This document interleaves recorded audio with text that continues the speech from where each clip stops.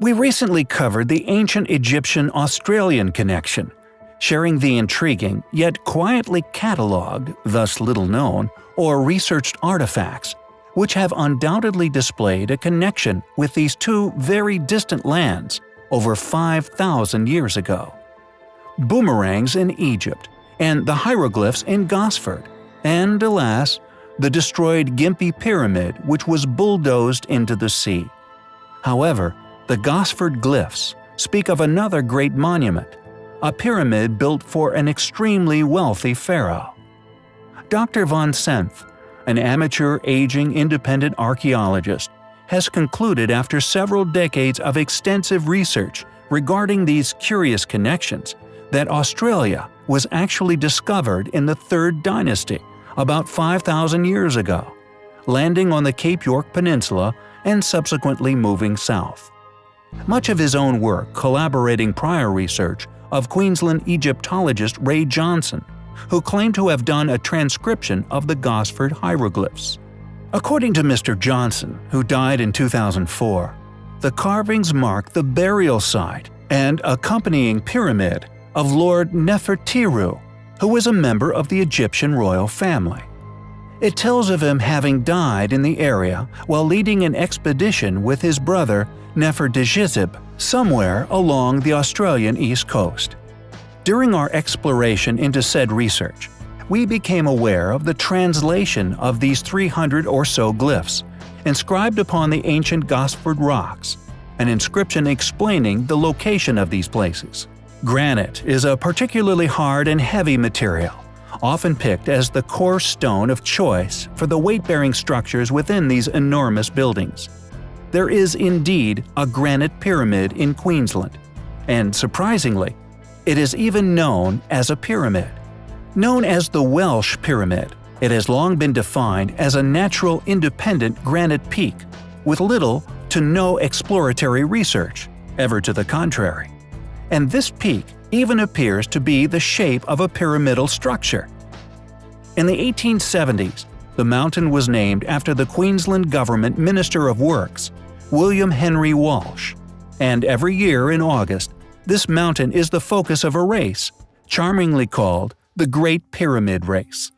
It involves runners completing a 12-kilometer course from the middle of nearby Gordonvale to the summit of Walsh's Pyramid. No explorations of this possible pyramid have ever been allowed.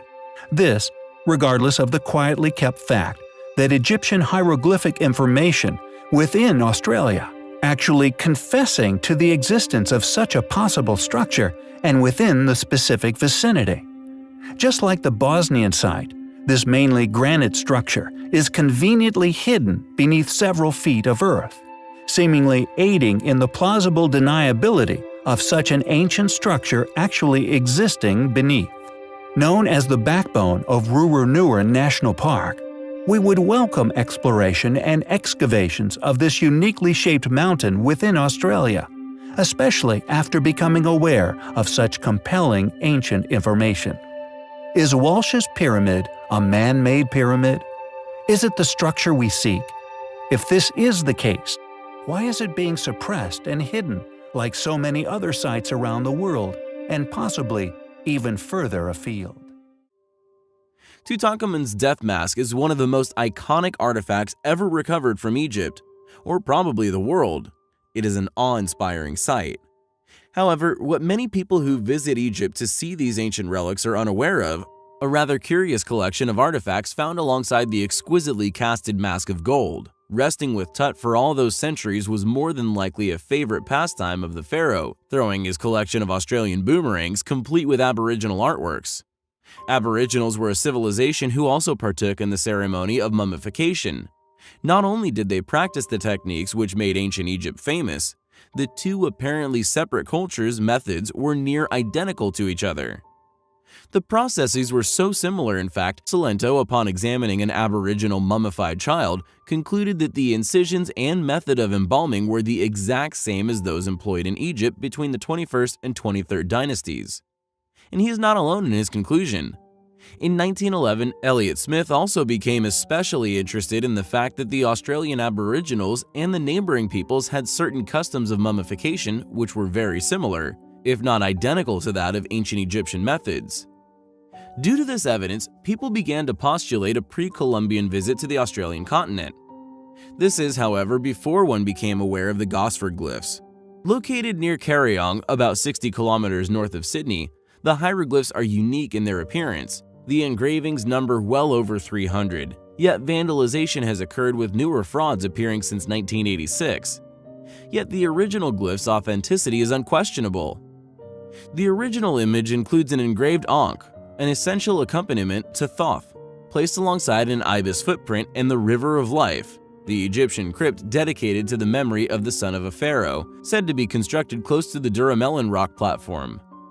The remarkable hieroglyphs thus strongly insinuate the presence of Egyptian ruins within Australia. Dated to the beginning of the 16th century, some 5,000 years ago, means these glyphs should form a pivotal and historic epitaph to an Australian history very few suspected. The hieroglyphs also contain unique and strange UFO symbols, with a figure seated at a control panel, a figure that could represent Pharaoh Akhenaten or something far more profound. It seems that not only do we have strong connections linking Egypt to Australia, but to many sites dotting the world. Tobacco and other things found in and around ancient Egypt has also provided compounding evidence to suggest a vast and highly sophisticated method of traversing the Earth's oceans thousands of years prior to the creation of the United States of America. We will endeavor to explore further evidence of the ancient Egyptian culture being present in Australia in an attempt to unearth further hidden details that may help us shed more light on our very distant past. As always, thanks for watching, guys. Until next time, take care. Recently, we covered the unusual connections which have been made between the ancient Egyptian civilization and the Australian continent. The strange, yet not often discussed discoveries, such as that of Tutankhamun's vast boomerang collection, the vast and extremely controversial hieroglyphs discovered near Queensland, known as the Gosford glyphs, locally known for centuries as the Woy Woy hieroglyphs, which clearly depict the burial ceremony of an Egyptian god, the cross-Pacific voyage undertaken, and a pyramid supposedly constructed upon the continent. There is, however, so much more. At Tin Can Bay, the chosen location of this once existing ancient Egyptian pyramid, for some reason, over the last century, a massive cover-up operation has ensued. The pyramid subsequently bulldozed onto a barge and the stone dumped off Fraser Island. The 10 to 12 men who were involved in this lengthy, destructive, and highly criminal task all signed secrecy agreements with the Australian government, agreeing to never tell anyone of their operation to rob Australians and the rest of the world of a truly historical understanding. Many people have researched this destroyed, controversial structure, and through extensive excavations and fact-finding exhibitions, have fortunately confirmed its past existence beyond any doubt. Although other ancient ruins have been found in the area, all have been extensively researched by individuals funded by organizations who would prefer that they arrive at certain conclusions. Thus, they may have largely been put down as being built in the last 200 years in many academic papers. However, many independent investigators have spent over 20 years attempting to decipher the pyramid's mysterious existence. The pyramid was noted as existing by the very first white explorers to the area. The Aboriginal population had been aware of the structure for millennia. During numerous excavations of the Tin Can Bay area, several large stone statues were recovered. It is difficult to deny an attempted suppression of the pyramid's discovery when you are made aware of the fact that out of the 5 animal statues uncovered at the site, only one survives.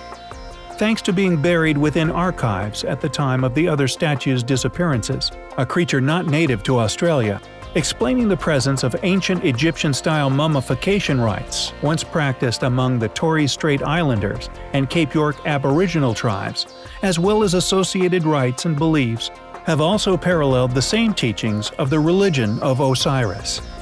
Although many scholars, funded for many different conclusions, have all attempted to discredit the pyramid as a modern knockoff, This is in staunch rejection of the overwhelming and very real evidence in the form of cultural artifacts, which paint a very different picture of events which occurred within antiquity. You have to wonder why a story based entirely in fiction is passed off as the truth.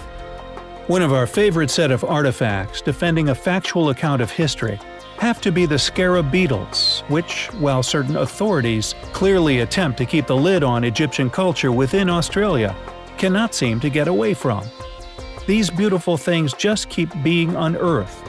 The first such artifact which managed to make it to popular attention before disappearing forever was a specimen made of chert, dug up by a workman in 1976. The truth, it appears, is indeed out there. It is just a case of finding it.